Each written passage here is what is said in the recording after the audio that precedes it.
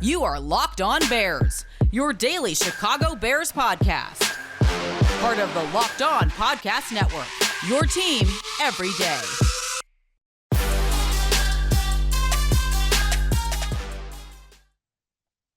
New Chicago Bears general manager Ryan Poles should bring some great perspective from a well-run organization in the Kansas City Chiefs and balancing that with how he thinks an NFL team should be run on his own. This is Locked On Bears, and I'm your host, Lorin Cox. I'm an analyst for Pro Football Focus, and I'm here to bring you your daily, in-depth Chicago Bears news and analysis. You can follow me on Twitter at CoxSports1. You can follow the podcast on Twitter at Locked On Bears. You could like Locked On Bears on Facebook. Join the Locked On Bears Facebook group for even more Bears talk. And make sure you hit that subscribe button on the Locked On Bears YouTube channel to keep up with all of our video podcasts as well. Thanks for making Locked On Bears your first listen today and every day. On the show today, we'll be joined by the host of Locked On Chiefs, Ryan Tracy, who's going to help us learn a little bit more about the new Bears general manager. We'll go through some of the Kansas City front office structure, how Poles has worked with GM Brett Veach, some of the lessons he may have learned over the years with Veach, but also then with previous Kansas City general managers. Some of the things the team has done well in terms of team building, maybe some of the areas the team has done poorly or has struggled or has improved over time, and some of the different perspectives that Poles may have picked up throughout his career of working his way up slowly through that Kansas City organization. Really wanted to get the more local perspective on a candidate like Poles, and who else but Ryan Tracy from Locked On Chiefs here on the Locked On Podcast Network to really know his team through and through. And Ryan is a big, not only a big NFL in general analyst, but goes in depth on the NFL draft in particular, and of course knows the Chiefs through and through. And with Poles being a longtime college scouting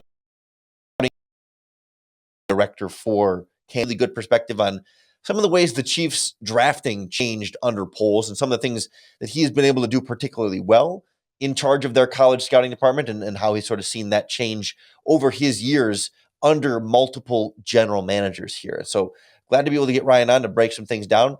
Let's jump right into it.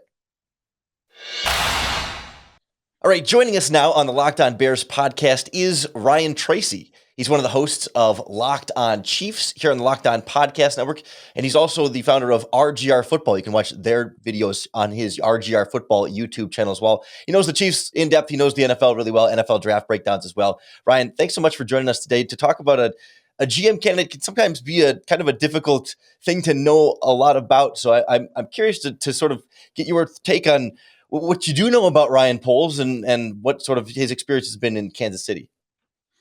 Thanks for having me. And I'll tell you, the experience has been all over the place. He's had what I find one of the more intriguing paths to this position, in that he's a former player and he's gone through multiple very celebrated GMs that he's worked for and with. He was a peer or close to it at one point of Brett Veach, who's now the GM in Kansas City. Worked on the same staff with Mike Borgonzi, Chris Ballard he's had exposure with. Worked for John Dorsey when things were going very well at that point. Has been on the staff for quite a while here, and that includes the,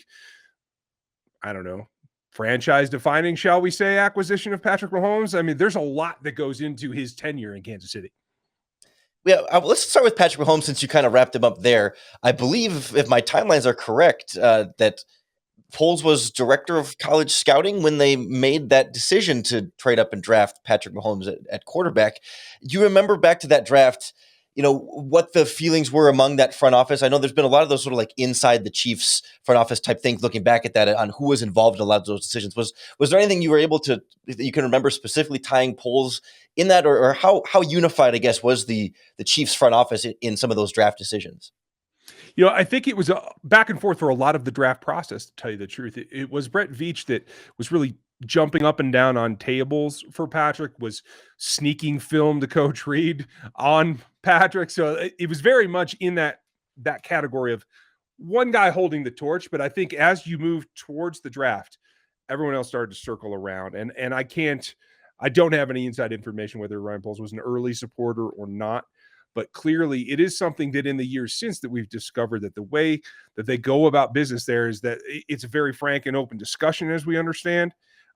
And there is a decision made at the end, but everybody gets a voice. And so I think if there was dissent there, it's definitely warranted to be listened to. We've seen them make a number of decisions that have worked out very well. They've drafted well on day 3 in this regime, where Ryan Poles has been very instrumental with Mike Borgonzi in supporting Brett Veach. There's always a couple of question marks. There's philosophies that I think are a little bit in clash there. I think Brett Veach has a tendency to look very much about attitude and presence on the field, whereas in years past you might have relied a little bit more on athleticism. I think you might see that come back to Chicago. Sure. I'm curious, since you mentioned the functioning of the front office there and everyone getting a voice. That was one of the things that stood out to me. Like when I was comparing the Chiefs to what the Bears had previously under Ryan Pace. In Chicago is very much a smaller, more tight-knit executive staff. It was like the GM and then, college scouting director, pro scouting director, player personnel, and maybe one other person. It was kind of like the big five, 4 underneath the GM. And it seems like Kansas City's front office is a little bit more, I don't know if robust is the right word. There's more cooks in the kitchen. And I'm curious, I don't know that one method is purely better than the other, but how do they sort of manage having, vice president of football operations, assistant general managers, directors of all the different player personnel, and then the college scouting coordinator? It seems like there are a lot of voices in that room. There definitely are. And I like the way that you put that. It is like a 3-star Michelin dining room, to tell you the truth. There are a lot of cooks. There is one chef at the pass, and Brett Veach determines whether something happens or not at the very end. But there are a lot of processes and a lot of sous chefs there to get you to that point. I would say that, especially when you look at where everything comes from, the area scouts get a lot of voice. We get pressers with them every year after the draft is concluded. So we get some firsthand knowledge from them. Ryan Nutt, in terms of college director, I'd think of him as a saucier, right? He's going on top of the evaluations and handing that off to the sous so they can take it to Veach. And then, I don't know how the breakdown goes. They won't give us that inside information about what the final plating looks like. And I'm just going to take this chef analogy all the way to the end. But it takes a lot of hands to get to that plate for the diner. Hey Bears fans, I want to tell you about an incredible app for anyone who buys gasoline. It's called GetUpside, and Locked On Bears listeners are earning cash back for every gallon of gas they buy every time they fill up. You just download the free GetUpside app in the App Store or Google Play and enter in our promo code TOUCHDOWN to get 25 cents per gallon or more cash back every time you fill up. Don't pay full price at the pump anymore, especially the way gas prices went up. They come down a little bit, but they've kind of been fluctuating all over throughout the pandemic. GetUpside can help put more of that cash back in your wallet. Some people who drive a lot are making as much as $200 to $300 in cash back, and there's no catch. The cash back gets added right to your GetUpside account, and you can cash out at any time. If you want to go directly into your bank account on a direct deposit, they'll do that. If you'd feel more comfortable going through PayPal, perfect connectivity there. Or they'll even let you cash out with e-gift cards to online retailers like Amazon and other brands. So download the free GetUpside app today and enter in our promo code TOUCHDOWN to get 25 cents per gallon or more cash back when you fill up your tank. That's promo code TOUCHDOWN when you download the GetUpside app. I know we can't specifically assign, much like with Patrick Mahomes, we can't specifically go in and say, okay, Ryan Poles specifically liked these players or didn't like these players. But when you think back to Chiefs just drafting in general, I mean, Poles was the college scouting coordinator from 2010 to 2015 and the director of college scouting for 16 to 18. And still, even in player personnel, he's involved at least somewhat, if maybe lesser, in the draft. When you think back to that era of Chiefs drafting across a few different general managers in there, I see honestly Jonathan Baldwin is kind of the big first round bust that hangs in there. But otherwise, on the outside, I just glance at their list of drafted players. It seems like a fairly steady group. How would you sort of evaluate how well the Chiefs have drafted since about 2010 or so? I think you've seen an evolution that used to be a little bit more based on production and now has evolved to a little bit more about traits and about upside and about projection rather than what you produced at the college level. Athleticism has been up and down. Certainly under Dorsey, it was high on the list. Now I think that it's a little bit more balanced with the demeanor, like I said, they like and they're looking for, and especially since the elevation of Poles to his current position, they've been in the mode where they need guys with some edge, with some nastiness. They need to change their temperament on the field. And so I think that's kind of overridden some of the other decision-making, played a bigger part as of late. But before that, it was about what did you get done? What can we see you doing at the next level? And that progression was very much, I would think, grounded in real world statistics and evidence. Do you think that influenced the types of results they were getting from draft picks in terms of maybe players that were higher floor, lower ceiling compared to like more recently? Of course, I guess Patrick Mahomes is kind of the ultimate example of that, but like Mecole Hardman and some of these other like more like athletic players that could have higher ceilings but lesser floors, or at least more volatile in some of those types of draft picks. I don't know. Have you seen differences in how the roster ends up taking shape as a result? You do see differences. I don't know that I can attribute them to anyone in the front office, because at the end of the day, in this organization, Andy Reid calls the shots. Sure. And upside, uniqueness, the X factor ability of players like Hardman, who at the time was at least partially selected because of what he brought that's similar to Tyreek Hill. There are things that at the end of the day, Coach Reid makes the final say, whether you're a GM in title or not. And that is a X factor that we will never get a glimpse of until we get inside the building. Yeah, absolutely. I'm curious what types of differences you saw in terms of like the influences that Poles would have gotten from Dorsey versus Pioli versus Veach. I think we kind of think of Dorsey being more like the football guy, hardline, and Veach being a little bit more maybe analytics open-minded, if he's not analytics focused. But what sort of differences stand out as far as like how Poles may have been influenced by those different general managers' own philosophies running the Chiefs? I think clearly not only Dorsey, but Chris Ballard as well as an influence in that building for a time. Very much so open. The analytics is there, but it is about what kind of guy he is. What kind of player, what kind of drive does he have? I think that played a bigger portion of the evaluation a few years ago than it does now. That is the influence, I think, from the top down. So I would think that as the area scouts do their work, you have a tendency to see Chiefs players be guys that are based on value, whether it is that they have developmental upside or they have skills that specifically fit the scheme, particularly on the defensive side of the ball, that they are looking for. I do think that it has been a little bit more targeted the last few years about getting solutions to problems that they have already identified. Like the offensive line this past year, for example? Yeah, maybe, all five. Let's just wipe it all out. Yeah. Yeah. It shows a certain amount of, self-awareness and aggressiveness to be able to evaluate their own things critically and not say, you know what, this offensive line was my guys, and I don't want to admit that they're not good, or that you don't want to admit I messed up. And it doesn't seem like the Chiefs are an organization that necessarily holds on to mistakes too long, the way I think Bears fans have seen some things in Chicago where it's like, well, we drafted Mitch Trubisky, or we drafted Kevin White, or whatever. Like, we need to get the most out of him because he's our guy. Has there been that, beyond the offensive line, has there been that tendency in Kansas City to know when they need to hit the reset button and sort of admit defeat? My impression is that it's about learning from the mistake rather than blaming from the mistake. And I would even venture a little bit further, including this most recent overhaul of the offensive line. Poles' experience as an offensive lineman, he was integral in that evaluation process. So being able to say, listen, we've gotten older at tackle. We've lost one to injury. We've lost another that is likely lost to injury. You see Eric Fisher end up in Indianapolis after what it was a pretty lengthy recovery. I think that's integral in building the foundation of the ball club. I think that's something you can look forward to in Chicago as well. One of the things that's hard for me to tell sometimes outside of Kansas City, without really diving into a lot of years and a lot of time, of how has Veach, and even I guess before that Dorsey, how have they handled the salary cap? I mean, I don't get the impression they've been in salary cap hell, and certainly Ryan Poles hasn't been, involved in that aspect of general managing per se. But curious to see, like for the Bears and Ryan Pace, Ryan had come from New Orleans where there was always sort of salary cap issues, and he brought some of that with him to Chicago. So what might Ryan Poles be bringing from Kansas City?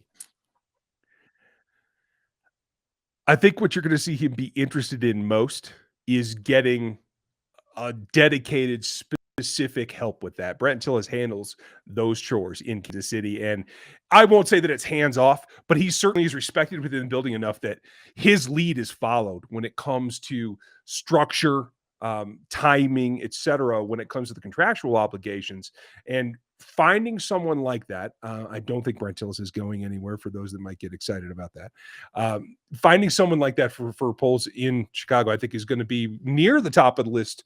I'm not necessarily at the very top. All right, Ryan, really appreciate the insight there. Appreciate your expertise here covering the Chiefs so well with Locked On Chiefs. If people want to get more Chiefs coverage from you or more NFL draft, NFL coverage, and from everything else that you do, where can they find your work online? It's pretty simple. Rogue Analytics, rogueapc.com is the draft company, the analytics that I run. And Ryan Tracy NFL, all one word, is the Twitter address. Everything kind of flows through there. And I will say this to Chicago fans, I think you should be excited. My mom was a big Bears fan. They're probably my number 2 team. So cheers to you. I think this is going to be a really interesting and progressive future. Sure seems like a guy like Poles checks a lot of the boxes you look for in a GM candidate. And of course, Ryan Tracy here checks all the boxes we look for in not only a Locked On Podcast Network host, but a guest on the Locked On Bears podcast. He is Ryan Tracy of Locked On Chiefs. Really appreciate you joining us today. Thank you, sir. I know the Chicago Bears aren't in the playoffs particularly, but these can still be exciting games to watch, not only just to watch, but to add a little bit more excitement to it. You can bet on them with our friends at BetOnline.ag, and a little bit of stakes in there personally with some of these fun games can make it really that much more exciting. And BetOnline.ag is the number one place we recommend for all of your sports betting needs, not only for the playoffs, but some prop bets about, say, what's going to happen with Aaron Rodgers, what's going to happen with the Bears head coaching search, who's going to be the candidate there, and so many more different ways to play basketball, hockey, soccer, tennis, baseball when that season comes back around, boxing, UFC, even your favorite Vegas casino games all online. So don't wait to take advantage of all the amazing offers they have available for 2022, including our promotion. Sign up today, download the GetUpside app, or go to their website and get a free 50% welcome bonus.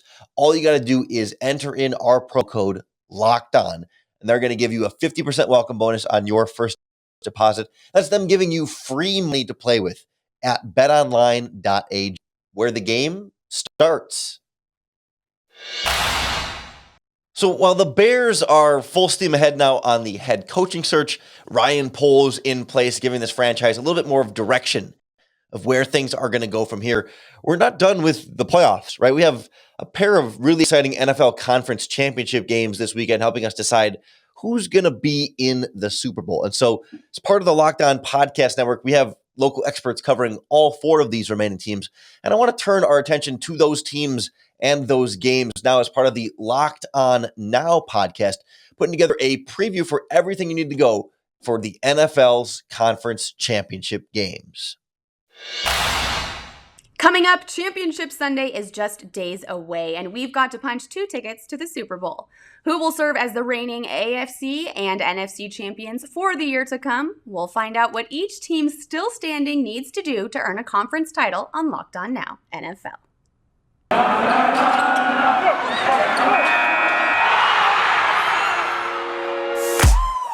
The biggest games, the best performances, expert analysis. You are Locked On Now. You're listening to Locked On Now NFL, local experts on the biggest stories throughout the NFL. I'm your host, Kim Becker, and thanks so much for making Locked On Now your first listen every weekday. Our Locked On NFL hosts are here to look ahead to the NFC and AFC championship games.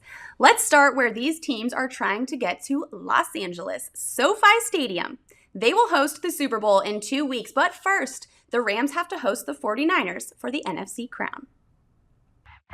The biggest game. San Francisco 49ers fans don't know if Jimmy Garoppolo will be their starting quarterback next season, but they do know that he'll be under center to try to win his second NFC championship game in 3 years against the Rams on Sunday.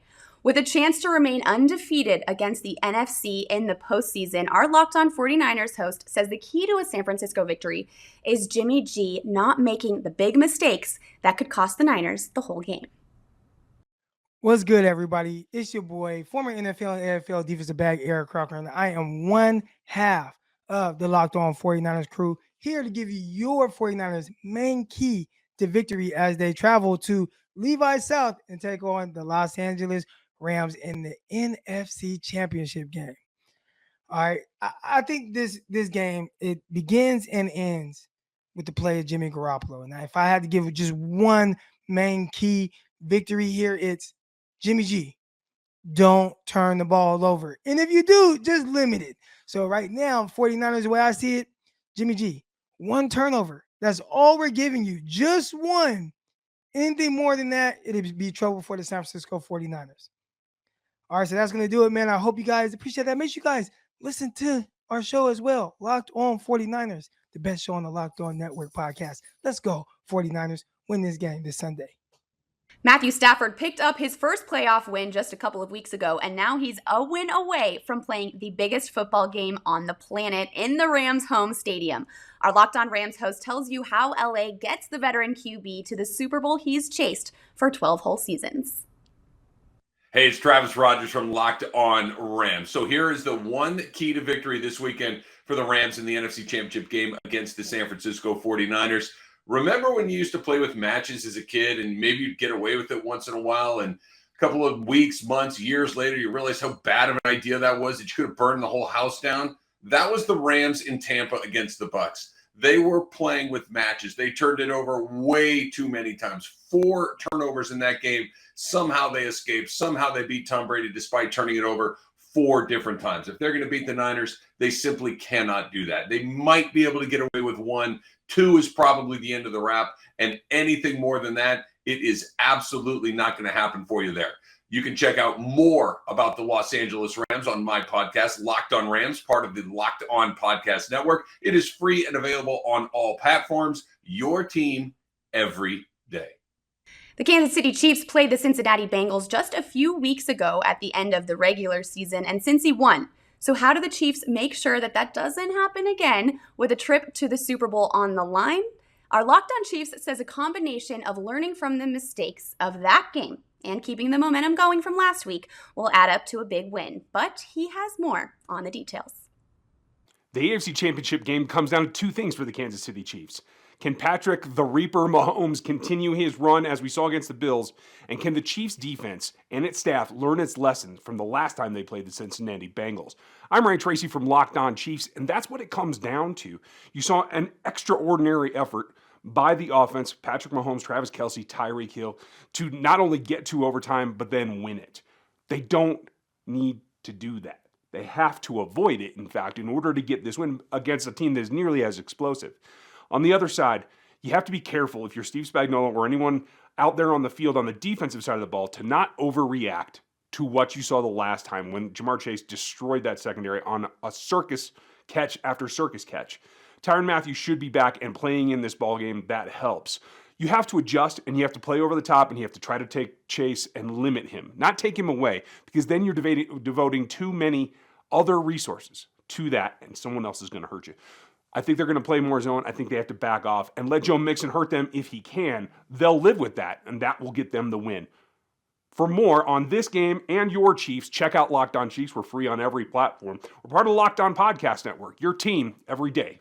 Joe Burrow took a beating last week as he fought his way into the AFC Championship game. And while Cincinnati does already have a win against Kansas City under its belt this season, our Locked On Bengals host says that the team can't get a second one if it doesn't keep its quarterback on his feet.